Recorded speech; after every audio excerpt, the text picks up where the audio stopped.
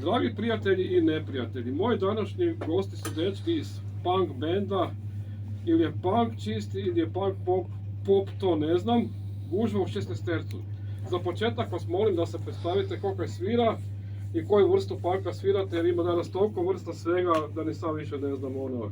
Hoćemo od kazake na sad. Bolje ovako, da zaustavimo vrijeme.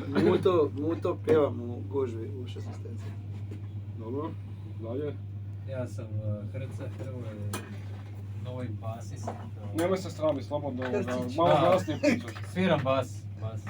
Ovo što oni koji ne zna svirat, svira. Inače kolega basista iz Analne Psorijaze, nekadašnje. Gospodin Alen Bubnjevi. Bumljevi. Ja sam Kristijan Jelinčić i jela sviram gitaru. Evo, Električni. Električno. Električno.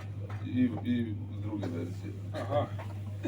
Dobro, dajte recite kratko povijest benda. Od kad postojite, jeste original postava, niste, koliko ste imali koncerta, malo onak. I ako imate neke zanimljive doživljaje iz koncerta, ono, pa malo da ispričate. Band postoji od 93. ko živ, ko mrtav, da se sjeti sad svega. Prvi koncert je bio u Zagrebu. Mislim da se mjesto klub zvao Heaven 88. Zanimljivo je što je to prvi koncert bio, recimo, što sam ja ovako pročitao, nisam tada znao. Uglavnom uzdravlje. Nema smisla da ne počnemo s pričom, da se ne gucnemo. I sad, pošto sam ja mater, idem iz početka. Da si ti neko sad?